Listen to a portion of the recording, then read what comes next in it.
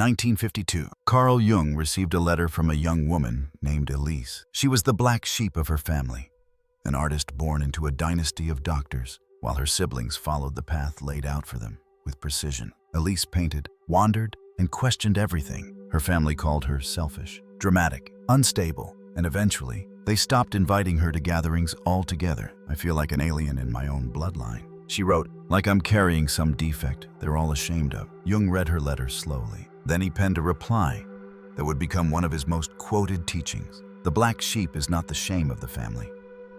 It is its potential for renewal. In a world obsessed with fitting in, playing the role assigned, and keeping the family narrative intact, Jung believed that those who refused those labeled rebellious, difficult, or broken were not the problem. They were the medicine. But why? Because in nearly every family system, there exists a silent contract. We do not talk about that. We don't show weakness. We don't express rage. We don't chase dreams that might fail. We don't question the tradition. And then, a child is born who can't abide by that silence. Not because they want to rebel, but because they can't. Their very biology seems allergic to pretending, and so they cry louder, dream bigger, rage harder, and they break the contract. That child is often labeled the problem, but in Jungian psychology, that child is the individuator, the one willing to separate from the collective identity of the family in order to become a full, conscious self. This process isn't gentle.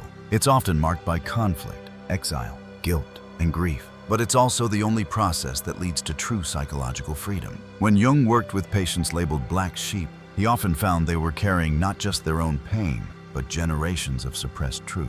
He would ask, who in your lineage also dreamed of freedom but never got it? Whose voice are you finally giving expression to? What silence are you refusing to keep? Because make no mistake, the black sheep is rarely just reacting. They're responding to an inherited wound and attempting often clumsily to heal it. Elise, for example, wasn't just disinterested in medicine. She was haunted by the story of her great-aunt, an aspiring writer who had been institutionalized in the 1930s after refusing an arranged marriage. No one in the family spoke of her, but Elise felt a pull, a kinship, a grief she couldn't name until Jung helped her trace it. You're not defective, he told her. You're remembering what they forgot. Jung explained to Elise that what she was experiencing wasn't just personal, it was ancestral. Her resistance, her sensitivity, even her breakdowns, were symptoms of a deeper system trying to evolve. You are the unwelcome truth teller, he wrote, and that is a sacred role. In family systems theory, this role is often referred to as the identified patient. It's the person in the family who starts showing symptoms: depression,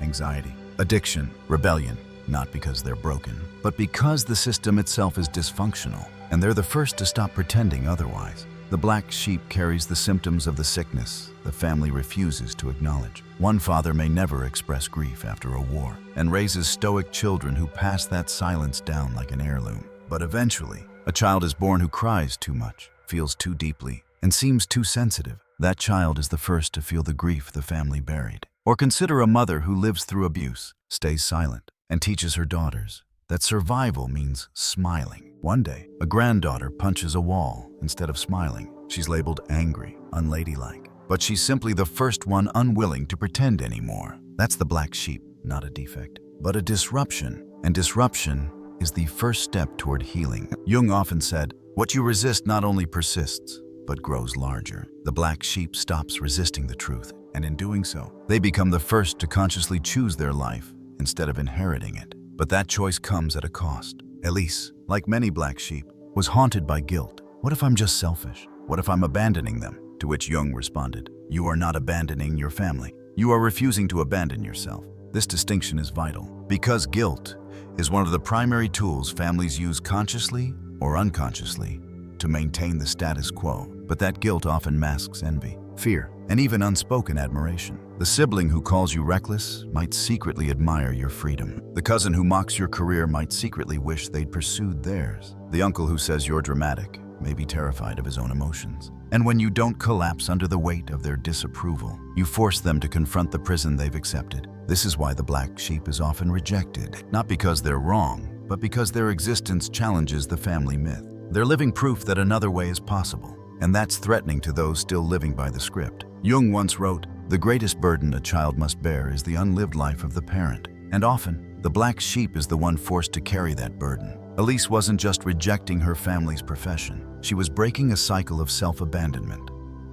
a lineage of people who lived dutiful lives, silent lives, lives chosen for them. She was the first to ask, "What do I actually want?" That question alone was revolutionary. But it didn't come with ease. Her mother would call and sob, "Why can't you be more like your sister?" Her father would shake his head when she talked about art. "You're wasting your talent." Her siblings stopped inviting her to family events altogether. She was grieving a family that still existed, but no longer accepted her. Jung helped her reframe this pain. "You are not being punished," he said. "You are being initiated." Because every individuation process, the path of becoming a true self, includes a phase Jung called the night sea journey, a descent into the unknown, where the old maps no longer work. And you walk alone for a while, not because you want to, but because no one can follow you where you're going. This is the part where many black sheep turn back. The loneliness becomes too much. The guilt becomes too loud. And so they fold themselves back into the family system, cutting off parts of their truth to fit the mold again. But Elise didn't turn back.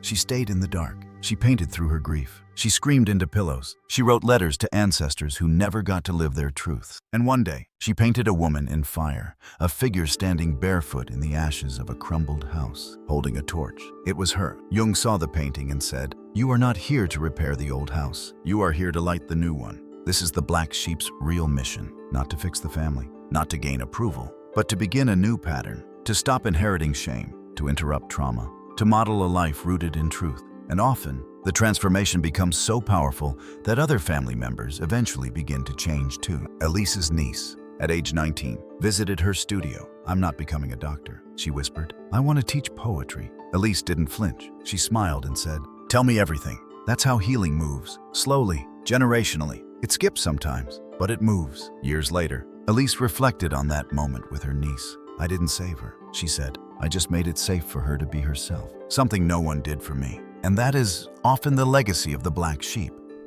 Not instant change, but seed planting, a shifted narrative, a door left open. Jung believed the black sheep wasn't just an outsider, but a symbol of the self trying to emerge through the collective. The black sheep embodies what the family has repressed: creativity, rage, desire, truth, and by reclaiming it, they invite the family system to evolve. But the key word is invite, because not every family will accept that invitation. And if you're the black sheep, that's the part you must grieve. You may never get the apology. You may never get the acceptance. You may always be seen as the rebel, the disappointment, the stranger. But your healing was never meant to earn their approval. It was meant to liberate your soul. This shift is where true power begins. Elise stopped seeking validation from her parents. She stopped over-explaining her choices. She stopped apologizing for being different. And that freed up immense energy. Energy she once spent managing other people's discomfort, now redirected into her art, her friendships, and eventually, her community. She became what Jung called the wounded healer, someone who transforms their pain into purpose, not by pretending they're healed, but by holding space for others in a way no one did for them. She began hosting workshops for creative misfits. She wrote letters to women in psychiatric wards. She taught high school students how to express their anger through color. Her life became a living rebuttal to every message that once told her she was wrong. Jung said, "The most terrifying thing is to accept oneself completely. But when you do, your presence alone becomes medicine, because people can feel it. They can feel when someone is no longer bending to be liked, no longer filtering to stay safe, no longer wearing the mask. And for those still trapped in performance, in pretense, in the family script, that kind of freedom is magnetic. It cracks something open." Elise's father, near the end of his life, asked her to bring one of her paintings to the hospital. "I never understood it," he said, "but I'm glad you never stopped." It wasn't a full reckoning, but it was a thread of truth. And sometimes, that's enough. That small thread of truth became Elise's anchor, not because it erased the years of pain or exile, but because it showed her something essential. Even the ones who resist your path might, in time, be touched by it. This is the paradox of being the black sheep. You're called disruptive, selfish, lost yet. You may be the only one in the family who's doing the inner work to break generational cycles. Jung often said that what is not made conscious is lived out as fate. In families, this means the pain that's ignored doesn't disappear.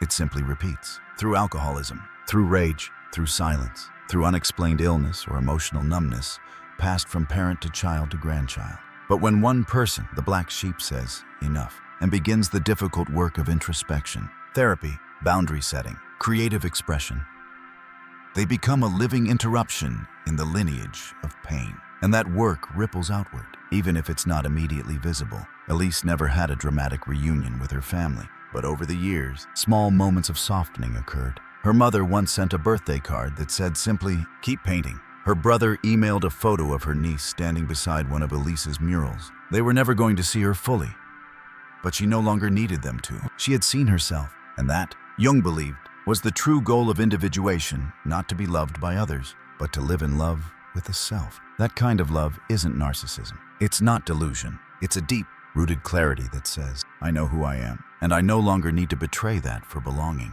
It's what Jung called standing in the self, a state of alignment between your inner truth and outer expression, a place where shame no longer controls you, where guilt no longer silences you, and where rejection no longer defines you. From that place, Elise began to mentor other black sheep. Some were young artists, others were queer teens from conservative homes. Some were elders in their 70s, just beginning to find the courage to question the roles they had played for a lifetime. To each one, she would say the same thing Jung once told her: you are not broken. You are the first one to break the spell. And breaking that spell isn't an act of rebellion. It's an act of deep love for your ancestors, for your descendants, and for the truth itself. In her final letter to Jung, Elise wrote, I used to think I was the failure of my family. Now I see I was their invitation to evolve. Some took it, some didn't. That's not my burden anymore. My job was never to save them. My job was to save myself and show that it was possible. That letter remained one of Jung's favorites. He often read it to students when discussing family systems and the individuation process. Because Elise's story was more than personal, it was archetypal. It mapped the universal journey of the one who leaves the village to find truth and, in doing so, builds a new village. In mythology, this is the hero's path. In Jungian psychology, it's individuation. And in the family system, it's the black sheep's destiny. But what does this mean for you? If you're reading this and you've been labeled the black sheep, if your family called you too much, too sensitive, too angry, too strange, know this: you are not a mistake. You are a mirror they couldn't face. You are a question they weren't ready to ask. You are a truth they didn't know how to hold. That doesn't make them evil. It just makes them unready. And your job is not to shrink until they're ready. Your job is to keep growing, keep healing, and keep becoming. You don't have to cut them off to become yourself, but you might have to disappoint them. You might have to stop explaining. You might have to stop hoping they'll change. You might have to let go of the fantasy that they'll suddenly understand. And in doing so, you free yourself. Because being the black sheep isn't about rebellion. It's about realignment. It's about remembering who you were before the world told you who to be. And that remembering is sacred. The poet Rainer Maria Rilke once said, "The work of the eyes is done. Go now and do the heart's work." That is your call, not to fight your family, not to fix them, but to do the heart's work for yourself and for the generations to come. When you heal, you shift the field. When you tell the truth, you open a door. When you live freely, you model freedom. And one day, someone else in the lineage may walk through that door you opened, perhaps a niece, a cousin, or even a great-grandchild who reads your journal and finally understands you were never the black sheep, you were the trailblazer. From the outside, the black sheep's path may appear lonely, estrangement, misunderstanding, silence from those who were supposed to nurture you. These are heavy prices to pay, but over time, something remarkable happens. You begin to build a chosen family. Elise once said, "I thought I was losing a family. What I didn't realize is I was making room for one that would actually see me." Through art, community events, and workshops, she connected with others who had walked similar paths.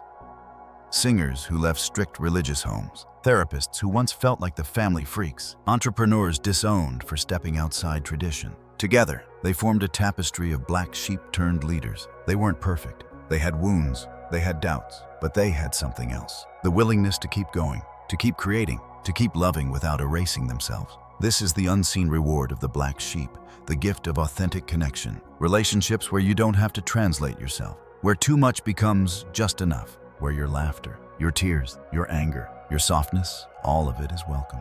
Jung taught that integration requires community, not just any community, but one that reflects your wholeness, not just your performance. And in this community, the black sheep becomes something even more powerful: the elder, not by age, but by initiation, by having walked through fire and come out with wisdom, by embodying what it means to live from the self, not the script. These elders become guides for the next generation. They say, it's okay to question, it's okay to leave, it's okay to feel lost for a while. And their presence makes it safer for others to follow their truth. Because the healing doesn't stop with you. You may never see all the fruit of the seeds you've planted, but they grow. In the girl who watches you speak truth at dinner and decides to stop apologizing. In the boy who sees your tears and realizes emotions aren't shameful. In the friend who watches you quit the job that was killing you and finally dares to chase their dream. Every act of self-loyalty ripples outward.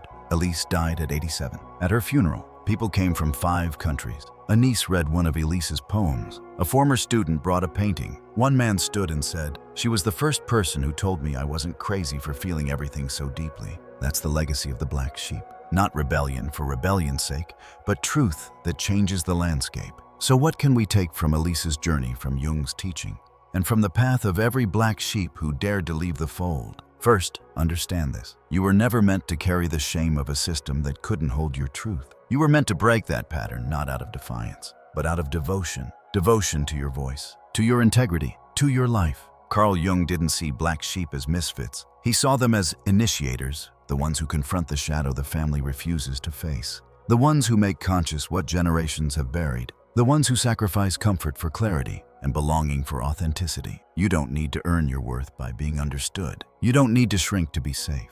You don't need to carry what was never yours. What you need is to keep walking, to keep trusting your inner compass, even when others call it a mistake. To keep remembering that your pain is not a curse, it's a compass pointing toward freedom. If your family never validates your path, you still get to claim it. If they never say, "We're proud of you," you still get to be proud of yourself. Because at the end of the day, the person who needs to understand your journey most is you. So here's to the black sheep, to the cycle breakers, to the family myth disruptors, to the soul rebels who'd rather be alone than false. Your walk may be quiet, it may be misunderstood, but it is holy.